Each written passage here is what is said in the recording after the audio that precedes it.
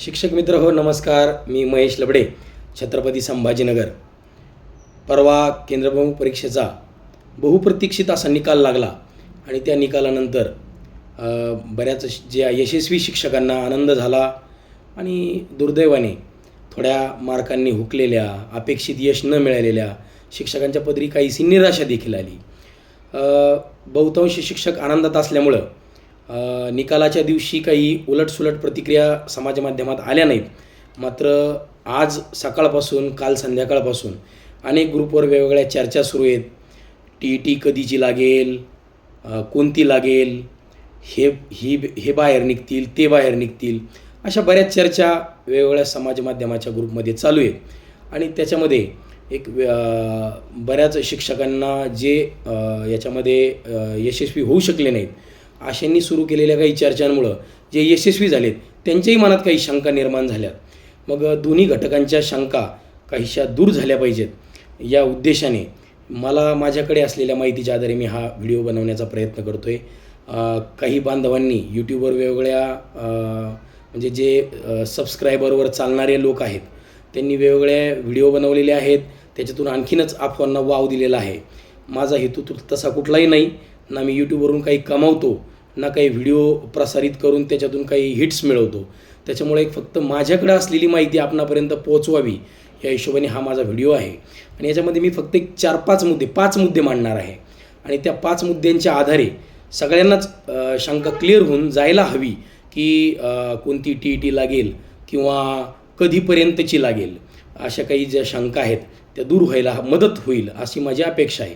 तर मी अगदी थोडक्यात ते माझे 5 मुद्दे थोडक्यात मांडतो की त्याच्यासाठी सगळ्यात पहिल्यांदा तर आपली जी जाहिरात आहे, तर बऱ्याच जणांना वाटतं की आपली जाहिरात वर्ष जे आहे ते 2023 आहे. तर तसं नाही आहे. आपली जी सुधारित जाहिरात आहे तर ती 2025ची आहे. आणि 2025ची जाहिरात असल्याचं पहिलं जे कारण आहे तर ते म्हणजे हे गॅझेटियर जे महाराष्ट्र शासनाचं ग्रामविकास विभागाचं हे गॅझेट आहे आणि त्याची तारीख आहे 18 जुलै 2025. आता याच्यामध्ये 18 जुलै 2025चं हे गॅझेट आहे. याच्यामध्ये केंद्रप्रमुख पदासाठीची जी काही पदोन्नतीची प्रक्रिया, त्याच्यामध्ये 1 नंबरचा जो मुद्दा आहे त्याच्यामध्ये पदोन्नतीची प्रक्रिया सांगितली आहे ह्या 1 नंबरच्या मुद्द्यामध्ये. आणि जो 2 नंबरचा मुद्दा आहे, हे 2 नंबरचा मुद्दा तर तो आहे आपल्या परीक्षेचा मुद्दा आहे तो.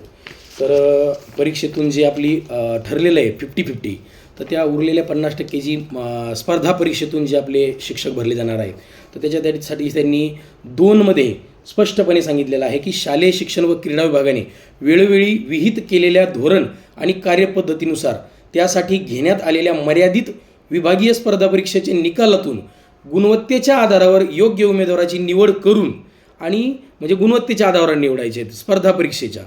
आणि त्याच्यामध्ये त्यांनी अ आणि ब असे 2 मुद्दे त्याच्यात आपल्या ह्या गॅझेटियरमध्ये स्पष्ट झालेले आहेत, अ आणि ब. त्याच्यातला अ मी थोडक्यात तुम्हाला एक सांगतो फक्त की अमध्ये त्यांनी सांगितलेलं आहे की ज्याने जिल्हा म्हणजे त्याच्यात एक म्हणजे ही कोण पात्र आहे ह्या परीक्षेसाठी आणि ह्या निवडीसाठी, तर ज्याने जिल्हा परिषदेमध्ये जाहिरात वर्षाच्या, आता मी मगाशी सांगितलं जाहिरात वर्ष 2025 आहे, जाहिरात वर्षाच्या 1 जानेवारी या दिनांकास म्हणजे 1/1/2025 प्रशिक्षित पदवीधर शिक्षक कंसात प्राथमिक म्हणून किमान 6 वर्ष इतकी अखंड नियमित सेवा केली आहे. हा झाला अ. आणि ब मध्ये काय सांगितलं आहे की जो जिल्हा परिषदेमध्ये प्रशिक्षित शिक्षक प्राथमिक म्हणजेच असिस्टंट टीचर किंवा आपण त्याला अंडर ग्रॅज्युएट टीचर म्हणतो, हे पद धारण करीत आहे व ज्याने शालेय शिक्षण विभागाने वेळोवेळी विहित केलेली प्रशिक्षित पदवीधर शिक्षक प्राथमिक म्हणजे ग्रॅज्युएट टीचर या पदासाठीची शैक्षणिक अर्हता धारण केली आहे. वाटल्यास पाहून घ्या, शैक्षणिक अर्हता हा शब्द याच्यामध्ये, व्यावसायिक नाही, शैक्षणिक अर्हता धारण केली आहे आणि जाहिरात वर्षाच्या 1 जानेवारी म्हणजेच 1/1/2025 या दिनांकास किमान 6 वर्ष इतकी अखंड नियमित सेवा केली आहे. अशा 2च अटी आहेत याच्यामध्ये. म्हणजे पहिली तर गोष्ट याच्यामध्ये व्यावसायिक अर्हता, एक कारण आपण शिक्षक म्हणून निवडले गेलेलो आहोत, तर शिक्षक होताना जो अंडर ग्रॅज्युएट आहे त्याला DED आहेच, त्याच्यामुळं तो ऑलरेडी सेवेत आलेला आहे. आणि जो वरच्या वर्गांना ग्रॅज्युएटला शिकवतो आहे म्हणजे ग्रॅज्युएट टीचर म्हणून शिकवतो आहे आता त्याची BEdची काही अट राहिलेली नाही, त्याच्यामुळे तो कोणत्याही शाखेची पदवी असलेला चालतो. त्याच्यामुळे ह्या 2च अटी आहेत. याच्यामध्ये व्यावसायिक कारकीर्दीची किंवा TETचा काही संबंधच आलेला नाही. याच्यामध्ये कुठेही TETचा उल्लेख नाही आहे. म्हणजेच त्याचं कारणही असं आहे की 1 सप्टेंबर 2025च्या माननीय सुप्रीम कोर्टाच्या निकालापर्यंत TETचा कुठल्याही शासनाच्या पत्रात उल्लेख नाही. त्याच्यातलंच हे एक पहिलं सगळ्यात महत्त्वाचं कागदपत्र म्हणजे हे राजपत्र, अधिसूचना, ग्रामविकास विभागाची अधिसूचना. त्याच्यानंतर जो दुसरा आपला महत्त्वाचा डॉक्युमेंट आहे तो आहे 29 ऑगस्ट 2025चा हा शासन निर्णय आहे. आणि तो शासन निर्णय आहे शालेय शिक्षण व क्रीडा विभागाचा, 29 ऑगस्ट 2025चा. म्हणजेच सुप्रीम कोर्टाचा निर्णय यायच्या अगोदर 2 दिवसांच्या अगोदरचा. म्हणजे 1 सप्टेंबरला सुप्रीम कोर्टाचा निर्णय आला, त्याच्यापूर्वीचा हा शासन निर्णय. हा जो शासन निर्णय आहे शालेय शिक्षण विभागाचा, तर याच्यामध्ये देखील कुठेही जी शिक्षकांची याच्यासाठीची पात्रता ठरवलेली आहे समूह साधन केंद्र समन्वयक पदभरतीची, तर त्याच्यामध्ये 3A मध्ये पदोन्नतीचा मार्ग सांगितलेला आहे आणि 3B मध्ये मर्यादित जी आपली स्पर्धा परीक्षा आहे, विभागीय स्पर्धा परीक्षा, त्याच्याबद्दलची त्यांनी पूर्ण माहिती दिलेली आहे. त्याच्यामध्ये फक्त एक अट जी आहे ती याच्या निमित्ताने एक अधोरेखित करता येऊ शकते, मात्र त्यालासुद्धा आपल्याला वेळ घेता येईल हे मी पुढच्या डॉक्युमेंट्समध्ये आपल्याला सांगू शकतो.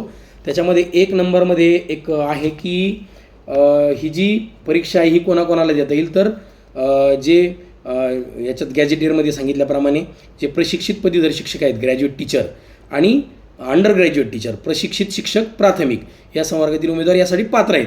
पण तथापि प्रशिक्षित शिक्षक प्राथमिक म्हणजे अंडर ग्रॅज्युएट या संवर्गातील उमेदवारांनी पदवीधर शिक्षक प्राथमिक म्हणजेच ग्रॅज्युएट टीचर्स या पदावरील नियुक्तीसाठीची आवश्यक अर्हता धारण केली असली पाहिजे.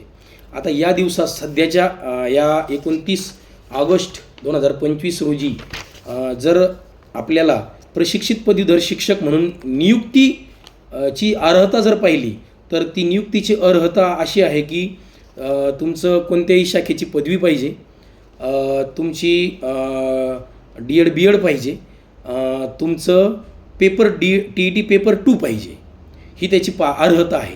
म्हणजे याच्या निमित्ताने पेपर 2ची अट येऊ शकते, हे एक मी तुम्हाला सांगतो. पण त्याच्याबद्दल पण आपण पुढचा रिलीफ कसा आहे तो पण पाहून घेऊया. तर हे एक याच्या निमित्ताने अधोरेखित होतं आहे थोडंसं, म्हणजे त्याचा अन्वयार्थ काढून.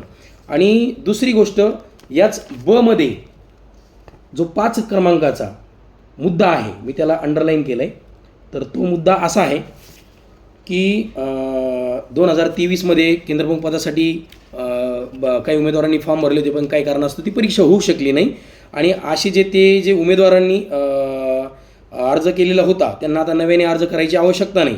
आणि त्यांनी महत्त्वाचं तिथून पुढं बघा, या उमेदवारांसाठी वय, अर्हता इत्यादी बाबतीत स्वप्रमाणीकरणाच्या नोंदी सुधारित करण्यासाठीची सोय उपलब्ध करून देण्यात येईल.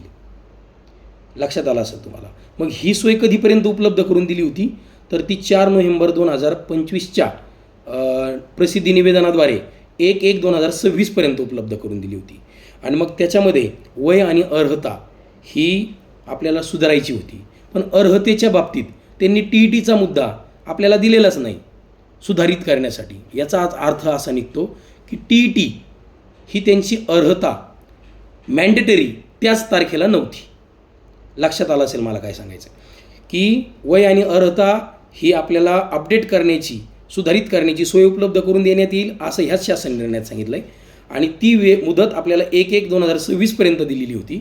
मात्र तरीही आपल्या ऑनलाईन अर्जामध्ये नव्याने भरणाऱ्यांचाही तेच परिस्थिती आणि ज्यांना अपडेट करायचं आहे त्याची पण तीच परिस्थिती. त्याच्यामध्ये कुठल्याही प्रकारची TETची माहिती मागवलेली नाही. त्याच्याचमुळे TET ही मॅन्डेटरी त्या तारखेला नाही, हे एक अधोरेखित होतं. हा एक माझा मुद्दा लक्षात आला असेल.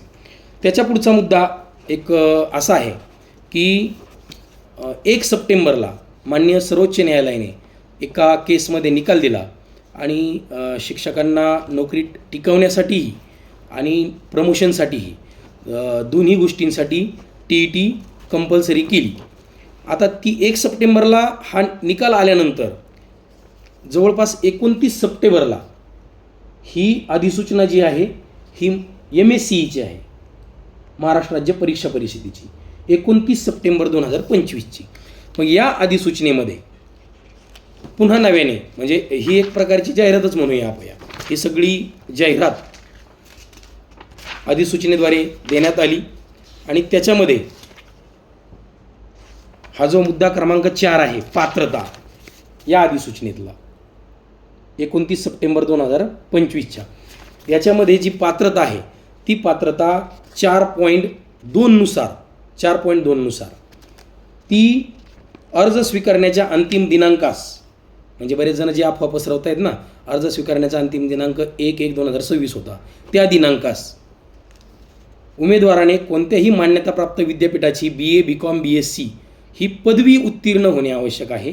आणि किमान, आणि म्हणजे जर ग्रॅज्युएट टीचर्स असतील किंवा अंडर ग्रॅज्युएट टीचर्स असतील तर त्यांनी 6 वर्ष अखंडित सेवा पूर्ण करणे आवश्यक आहे. आणि त्यासाठी शिक्षण सेवक कालावधी जो आहे तो देखील ग्राह्य धरला जाणार आहे, असं त्यांनी 4.2 मध्ये सांगितलं. म्हणजे याच्यामध्ये कुठल्याही प्रकारे अर्ज स्वीकारण्याच्या अंतिम दिनांकास TET आवश्यक केलेली नव्हती.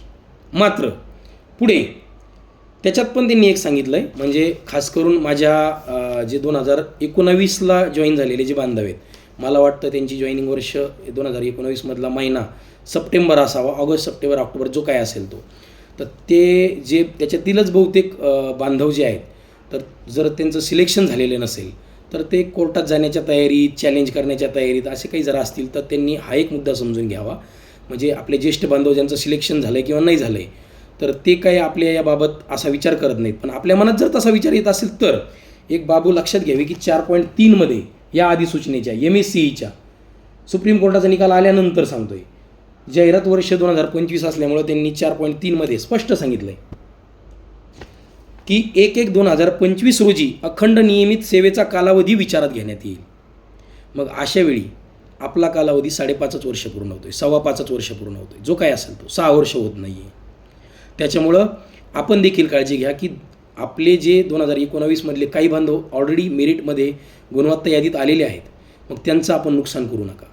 विनाकारण न्यायालयात जाऊन स्वतःच्या पायावर धोंडा पाडून घेऊ नका. काही बांधव मेरिट गुणवत्ता यादीत आलेत, पण त्यांना असं वाटतं की आपण जर वरच्या लोकांना उडवून दिलं, आपण अगोदरचे TET पास आहेत, मग आपण वरती जाऊ आणि आपल्याला चांगल्या जागा मिळतील, तर हा आत्मघातकी विचार ठरेल तुमचा. म्हणून ही 4.3 जे आहे अधिसूचनेतलं ते पण एक विचारात घेणं गरजेचं आहे.